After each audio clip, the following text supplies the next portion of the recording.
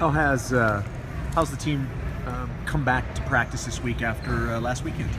Team's great. Had a good day yesterday, good day today, so feeling good. Coming back from Hawaii, it's a good road trip. So everything seemed to be going pretty well in that tournament, and then the third match, the 5-setter with Baylor. Do you identify some of those issues that you were able to work on this week? yeah, I think being up 2-0 and kind of letting it slip is always going to be painful. So we got to look at kind of what went wrong, and I think it just came down to a couple points here and there, losing 15-10 in the fifth. So could have gone either way, and I think we just got to pay a little bit more attention to detail. And but I liked overall the way we played. When you look at those numbers, it looked like their hitting percentage numbers were up in that. Where do you put the most emphasis on defense at that point? Is it blocking? Is it passing? Starts with our serve. Our serve got tentative for whatever reason, and then our block wasn't great, and our backcourt wasn't great. So they were able to hit for a high clip. So we know a couple things that we want to get better at for this week. One of them being just serve our serve a little tougher. Opportunity to kind of get a little more refocused after a loss. Absolutely. I mean, we'd been on the road almost 10 days, just from Boise to Hawaii. We came back for just a day and a half. So I was really pleased with the way they handled themselves on the road, playing 6 matches and losing one by 5 points. So I was really happy with the way they were professional on the road and handled their business. And again, that Baylor match was just such a great match. They played really well that it could have gone either way. With it being Utah, and maybe it would be this case with any team as the next one, but does it help to refocus quickly because it is Utah?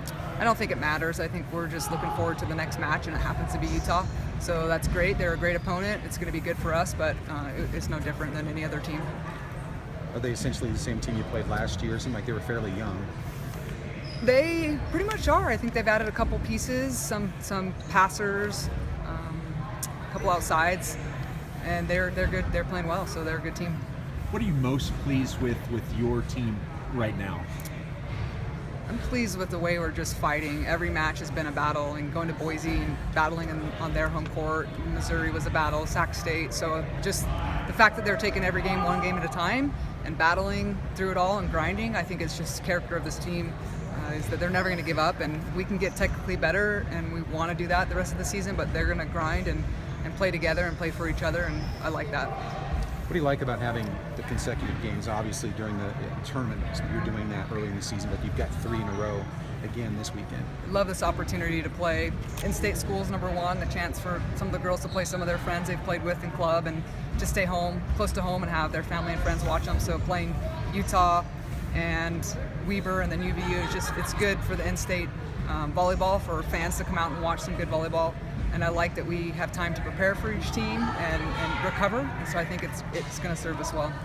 I talked to Sydney Martindale's junior college coach, Jeff Reynolds. I've known him for a long time, but he told me a story about when you were only going to recruit her and you saw her gather up the team water bottles and take them to the team, and you kind of said, hey, that's the kind of kid I want. Yeah. What has she brought to the program for you? Yeah, Sid's just a team player. She's willing to do whatever the team needs from her, and so when she was gathering the water balls and running across the court, we were just super impressed, not only with her ability to play on the court, but just her character, and she's come from a volleyball family with good parents who've raised her well, and that's the kind of kids we want on our team. And you did have some things that you wanted to take care of in that back row for passing. Absolutely. And she's been able to step in and do that. She adds that passing in the back row, and then the defensive kind of tenaciousness and never letting a ball drop, and we're just trying to get better defensively, and her, Marianne Tristan help in the backcourt a lot. Was it always the plan for her to be in this role right now, or did she surprise you and go through that thought process on giving her this playing time? I expected Sydney to come in and participate right away. She's got 2 years left, so we don't have much time to mess around, and so we need her to play now. And we told her that. She was out all spring with an injury, so it's really been the first opportunity we've gone to train her. So she's only going to keep getting better, but we expect her to come in and play right away. She did such a great job for Snow. We saw a lot of good qualities in her that we thought she could come in and help us. We want to get a look at your little doohickey that makes the whistle noise. Oh, my whistle? Yeah. Does that have other functions other just than makes just the a noise. whistle? And then you got the 2-tone whistle. Okay. Oh, not 2-tone. There you go. Yeah, so it just depends on my mood, which one I want to use, but usually it's just the whistle, and then I don't have to keep something in my mouth. Did you start doing this when you first got it? Oh, yeah. No, I have always liked the kind of the hand whistle, so I can be yelling at people with my mouth, so. My wife's a volleyball official at the high school level, so maybe I'll tell her about that, see if they can use those. Yeah. I'm sure she'd like that. Awesome. Thanks, guys.